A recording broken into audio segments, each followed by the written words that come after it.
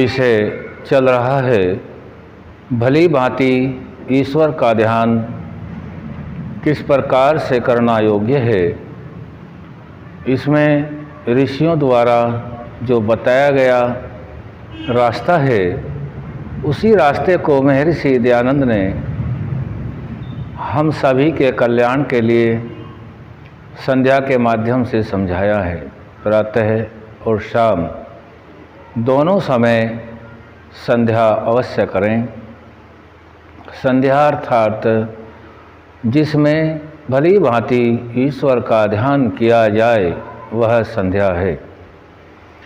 इसी प्रकरण में हम अभी तक जान चुके हैं कि शरीर के अवयव और मुझ आत्मा को मिला हुआ यह शरीर, इसके विषय में हमने संक्षिप्त से कुछ जाना है। और अब आगे का प्रकरण है जिनका नाम दिया है ऋषि ने मार्जन मंत्र। मार्जन में जल के छींटे देने होते हैं। यदि आलस्य हो और आलस्य नहीं है तो फिर भी पवित्रता के लिए हम उनका मन से उच्चारण अर्थ सहित और श्रद्धा के साथ करते हैं। पहला ही दिया गया है मार्जन मंत्र में, जो मंत्र है ओम भू पुनातु शिरसि। जब तक हम सभी के मंत्र याद नहीं होते हैं तब तक हमको केवल शब्द ज्ञान करना आवश्यक होता है। और जब सभी मनुष्यों को शब्द ज्ञान हो जाता है तब उसको अपने द्वारा उच्चारण किए गए शब्दों के अर्थ को जानना होता है। फिर वह अर्थ को भी जान लेता है कि यह शब्द है ओम परमात्मा का मुख्य नाम है। भू वह परमात्मा प्राणों का भी प्राण है। पुनातु पवित्र करता है। शिरसी हमारे ओम भू पुनातु शिरसी, हमारे सिर को पवित्र कीजिए। पहले हम जान चुके हैं सिर का कार्य क्या है और पवित्र की मांग क्यों की जा रही है।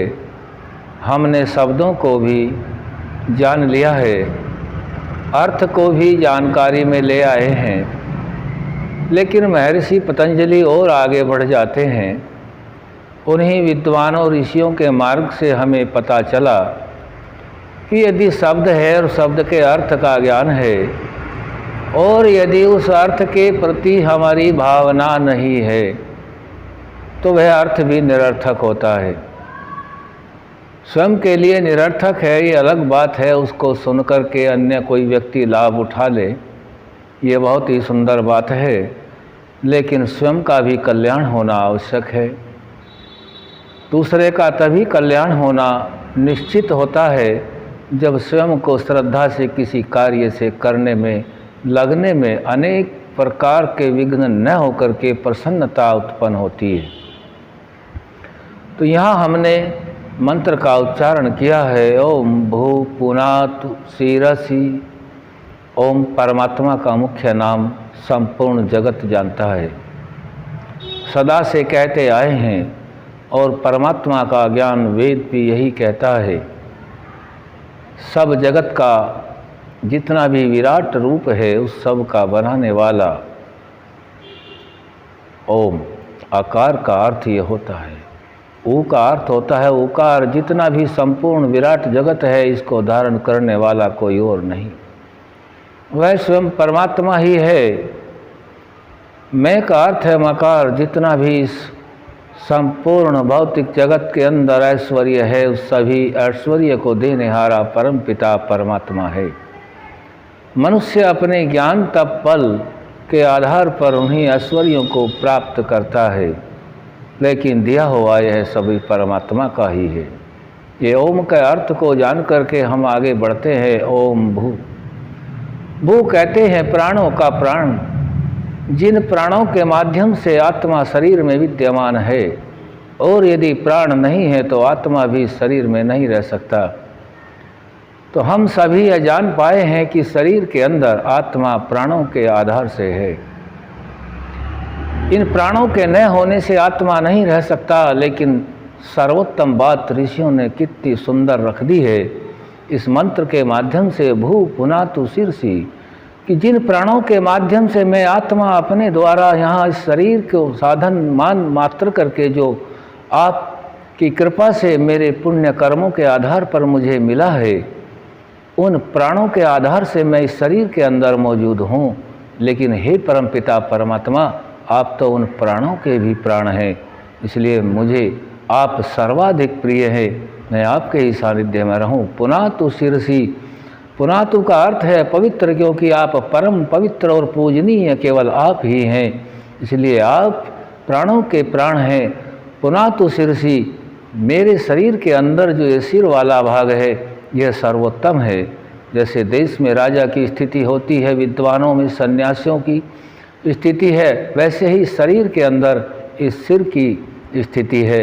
इस शरीर में सारी ज्ञानेंद्रियाँ उपस्थित हैं। इन सभी को ठीक ठीक संचालित करने में परमपिता परमात्मा आप मेरी सहायता कीजिए। मैं आपके शरण में हूँ। आप पवित्र हैं और मैं अपवित्र हूँ। पवित्रता की ओर लेकर के चलिए।